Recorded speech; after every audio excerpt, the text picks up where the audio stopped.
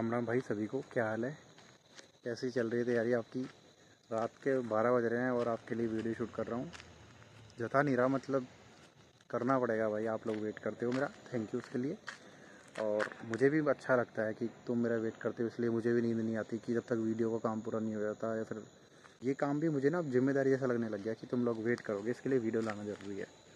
तो टॉपिक की बात करते हैं सीधा।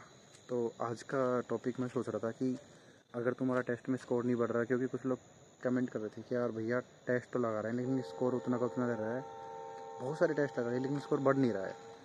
तो इसके अपन रीज़न ढूंढते हैं कि क्यों नहीं बढ़ता है स्कोर, और इसको बढ़ाने के तरीके क्या क्या हो सकते हैं। हम कौन सी ऐसी गलतियाँ कर रहे हैं जो रेक्टिफाई नहीं कर पा रहे हैं, या फिर उनसे अपना स्कोर बढ़ नहीं रहा है। तो कैसे स्कोर बढ़ाएं और क्या गलतियाँ हैं जिनको ठीक करके अपने स्कोर बढ़ा सकते हैं, ठीक है।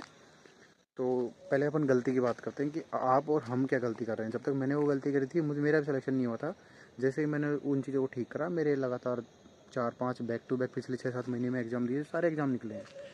तो वो गलतियाँ जो आप कर रहे हैं वो मत करना। गलती क्या करते हैं देखो, मैं आपको बताता हूँ। हम टेस्ट लगाते हैं, टेस्ट को लगाने के एक दो तरीके होते हैं जिनसे सिलेक्शन जल्दी मतलब मिल जाता है और आपके अच्छे मार्क्स आते हैं। सिलेक्शन मिले नहीं मिले, एक्यूरेसी बहुत अच्छी रहती है, मतलब नेगेटिव मार्किंग नहीं होती है। और रेलवे की अगर तुम तैयारी कर रहे हो, तुमको पता है यार 1/3 नेगेटिव मार्किंग कितनी तगड़ी चीज़ होती है ना। तो हमारा तो सबसे पहले टारगेट ये होना चाहिए कि भले ही हमसे पूरे टेस्ट में भले ही 10 प्रश्न आ रहे हो, लेकिन 10 के 10 सही होने चाहिए। ऐसा नहीं है कि 10 प्रश्न सही करने के चक्कर में हम 20 प्रश्न अटैम्प्ट कर रहे हैं। तो तुम समझ जाओ 10 प्रश्न तुम्हारे सही हैं, 10 तुमने नेगेटिव कर दिए, तो 1/3 काट दो, तुम्हारे 3.5 नंबर कट जाएंगे, तुम्हारे 6 नंबर आएंगे कट पिट के, 6.5 नंबर, ठीक है। तो अपन को वो नहीं करना है। हमको अगर 10 प्रश्न आ रहे हैं, मुश्किल से एक क्वेश्चन पर रिस्क लेंगे, 11 प्रश्न अटैम्प्ट करेंगे, एक गलत हो जाएगा तो भी कट पिट के 9.25 प्रश्न आएंगे, 9.25 नंबर आएंगे। तो फ़ायदा कहाँ है? जहाँ हम नेगेटिव नहीं करेंगे। मोर अटैम्प्ट करने के चक्कर में, ज़्यादा अटैम्प्ट करने के चक्कर में जो सही प्रश्न तुमने कर दिया उसको भी डूबोगे, ठीक है। तुक्के मत लगाना, क्योंकि 1/3 नेगेटिव मार्किंग है, और नेगेटिव मार्किंग 1/3 का मतलब पता है, समझते हो। 3 प्रश्न सही, 3 प्रश्न गलत करोगे, एक जो सही प्रश्न है जो तुम्हारा सही आंसर है उसको भी ले डूबेगा वो।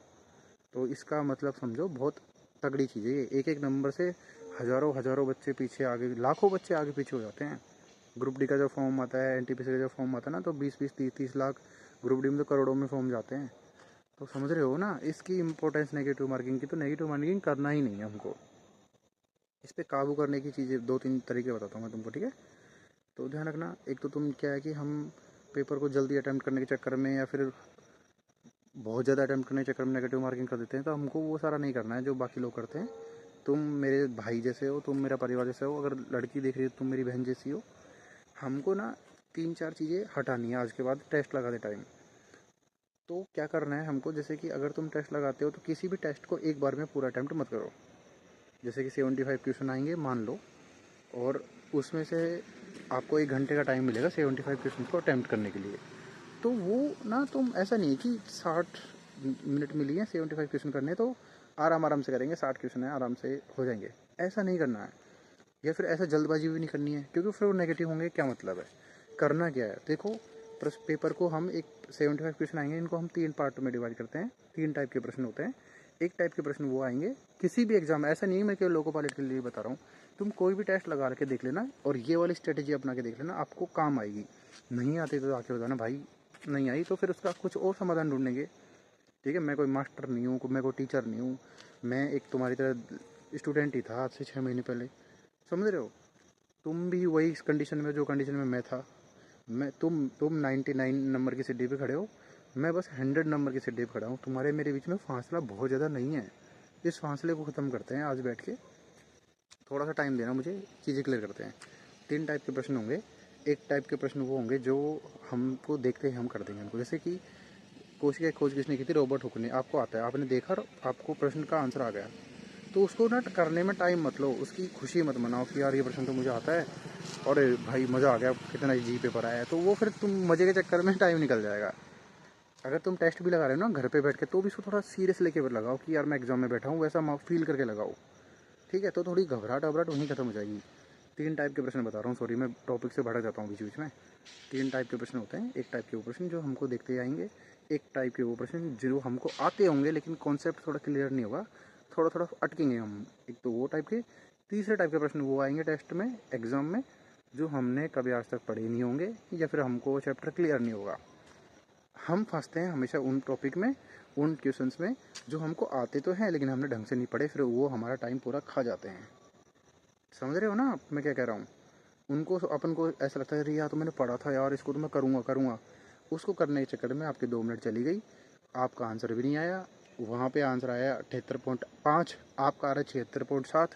आपको लगेगा यार मैं नियर बाई तो पहुँच गया, इसका आंसर ये होना चाहिए, आप उसको लगा दोगे, वो गलत आंसर निकलेगा। क्यों गलत आंसर निकलेगा? 4 ऑप्शन आते हैं, 3 ऑप्शन हमेशा गलत होते हैं, 1 ऑप्शन सही होता है। इसका मतलब 75% चांसेस होते हैं कि आपका प्रश्न आपका उत्तर गलत ही होगा। 25% चांस है कि आपका प्रश्न आपका उत्तर सही हो सकता है। तो आप क्यों रिस्क ले रहे हो उस चक्कर में, ऊपर से 1/3 नेगेटिव मार्किंग। इसलिए आप जब पेपर को अटैम्प्ट करो तो पहले अटैम्प्ट में, जैसे पहले 2 बार में पेपर अटैम्प्ट करते हैं मान लो अपन, पहले बार में केवल उन प्रश्नों को करो जो देखते ही आपसे हो रहा है। आपने पढ़ा कोशिका की खोज किसने करी, रॉबर्ट हुक ने। अगला प्रश्न आया, आपने पढ़ा कोशिका के केंद्र की खोज किसने करी, रॉबर्ट ब्राउन ने। तो उसको देखते ही फटाफट ऐसे निकाल दो, ठीक है। न्यूटन का first law, second law, third law, motion के जितने भी लॉ हैं, अगर तुमको क्लियर है तुम्हारे तो देखते निकालो। अगर तुम उनमें फंस रहे हो तो उसको छोड़ो, स्किप करो, आगे बढ़ो। उसमें दिमाग को ऐसे मत सोचो कि अरे यार शिट पढ़ा था, भूल गया। नहीं भाई, अब हमको उसमें फंसना ही नहीं है। इस चीज़ का स्पेशली ध्यान रखो। थर्ड टाइप के प्रश्न वो आएंगे जो हमको बिल्कुल नहीं आएंगे, तो उनको तो देखते ही छोड़ना है, सबसे पहले ही उनको छोड़ना है, टच ही नहीं करना है, ठीक है। तो जो हमको बिल्कुल नहीं आता तो उसको तो हम टाइम बिल्कुल ही नहीं देना है, उसको तो देखते ही छोड़ना है। जैसे वो प्रश्न आपको दिखा आपसे नहीं होगा, वो उसको कन्फर्म है कि आपने कभी पढ़ा ही नहीं वो। जैसे मैं आपसे पूछूँ डायनामो का आविष्कार किसने किया था, अब उस प्रश्न में आएगा डायनामो का आविष्कार किसने किया था, आप 4 ऑप्शन मत पढ़ो आपने, क्योंकि आपने प्रश्न ही नहीं पढ़ा तो आपसे कैसे होगा वो। तो उसको टाइम देने से बेकार में टाइम देकर, उसको भाव देकर तुम अपने खोपड़ी में प्रेशर बढ़ा लोगे, ठीक है। जैसे कि मैथ्स के बहुत सारे क्वेश्चन आएंगे, रीजनिंग के ऐसे बहुत सारे क्वेश्चन आएंगे। हाँ, एक बात और करते हैं टेस्ट के अंदर, ये तो मैंने आपको बता दिया कि इस तरीके से हमको पेपर अटैम्प्ट करना है।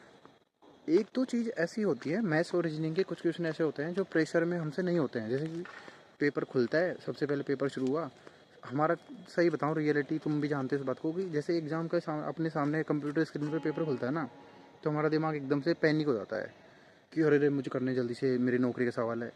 तो क्या होता है, जो आते हुए प्रश्न होते हैं जो हमको आते हैं वो गलत होते हैं ऐसे टाइम पे।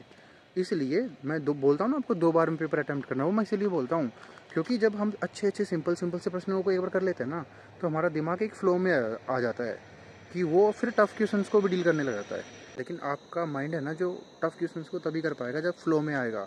स्टार्टिंग में माइंड कभी फ्लो में आ ही नहीं सकता, क्योंकि तुम्हारा सामने एकदम से पेपर खुला है, तुम पैनिक हो जाओगे। इसलिए सबसे पहले सिंपल प्रश्न को कर लो फटाफट, जो भी इजी है।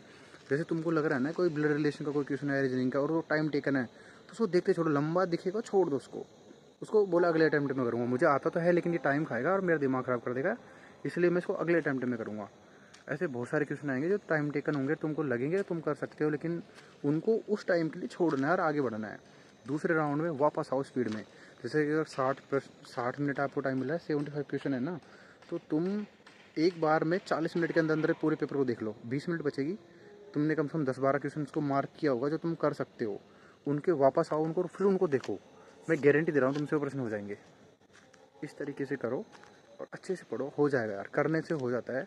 प्रैक्टिस करो, इस तरीके से प्रैक्टिस करो, मैं लिख के दे रहा हूँ, मेरे पे भरोसा रखो। तुम इतना भरोसा मुझे पे बनाए रख रहे हो, थोड़ा सा और कर लो, होगा सिलेक्शन दूर नहीं है तुमसे। अगर मैं नौकरी लग चुका हूँ या फिर मेरे जैसे आपके आसपास और भी नौकरी लग चुके हैं, वो तुमसे बहुत ज़्यादा ऊपर नहीं है या फिर तुम उनसे बहुत ज़्यादा नीचे नहीं हो, समझ रहे हो। अगर वो 100 नंबर की सिटी पे खड़े हो ना, तो आप 98-99 पे खड़े हो। अपने आप को अंडर एस्टिमेट मत करो ना, कि मतलब मैं समझ सकता हूँ यार, फेल होता है आदमी, बार बार पढ़ने के बाद, बहुत सारे एग्जाम्स देने के बाद में सफलता नहीं मिलती तो कैसा महसूस होता है, लेकिन उस चीज़ के लिए है ना आपको हिम्मत रखनी पड़ेगी, ठीक है।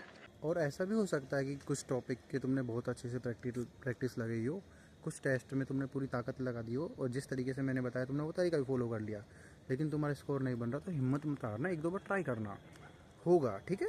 ध्यान रखने से बात का। बाकी और कोई डाउट हो तो अपन बात करेंगे। इस तरीके से टेस्ट लगाना, डरो मत, अच्छे से पढ़ना, ठीक है भाई। ध्यान रखना, सभी को बोल रहा हूँ, बहन भाई जो भी मेरा वीडियो देता है, thank you so much, good night. रात के 12 बज रहे हैं, लेकिन अब इसको एडिट करके सुबह आपको पहुँचा दूंगा। गुड मॉर्निंग इतना देखने के लिए और अब यहाँ तक आने के लिए thank you so much, good night, ध्यान रखना अपना।